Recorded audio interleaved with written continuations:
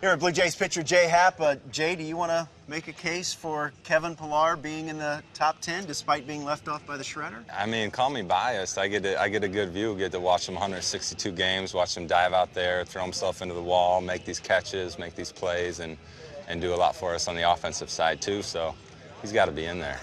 When you ask him, and I'm sure the questions come up, how do you do that? How did you make that catch? What's the typical answer from him? I just think it's part of who he is. There's, I think part of what makes him so unique, he must have been doing that growing up. He's willing to sacrifice his body and to make the play, and it seems like he always manages to come up with it. I think you're entering your 10th season as a full-time big leaguer. What has been the biggest lesson that you've learned from the time that you've started your career to where you're at now? The physical part is certainly important, but I just think the mental part, learning what kind of player you are, trusting in that, trusting in your strengths, and just kind of being able to realize that that's why you're here, and you're here for a reason, and you should go without those. A day after a start, what hurts more? Is it your body, or is it the mental fatigue? It depends. You are definitely drained. I think physically the second day soreness for me is usually the worst day. But hopefully the mental side, hopefully the game went well and the mental side's going pretty good. This rotation obviously has a lot of talent, a lot of pieces.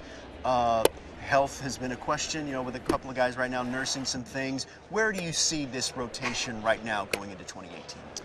I think, and everybody's probably going to say it, and you mentioned it, health is going to be vital for us. And I think, if we get Marcus feeling good and getting ready, and it seems like everybody else seems like they're progressing nicely. So, you always want to end camp healthy and ready to go. And if we can maintain that, similar to like we did in 16 when we didn't have to use a bunch of different starters, if we can keep that group together, we expect good things. Lastly, your team's, when you look at the landscape of the division, and it's always stacked and loaded, where do the Blue Jays kind of fit in that overall landscape, you think?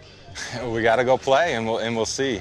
Certainly, Yankees, Red Sox made some big moves, and Orioles are always dangerous. Their offense is pretty incredible, and the Rays always seem to be in it. You know what I mean? They pitched their butts off, and their offense really exploded last year too. So it's going to be a challenge, and we know that. But if we stay healthy, we feel good about it. And that's the thing. I mean, you played the Red Sox and the Yankees 38 times in a season. I mean, that really tests your mettle.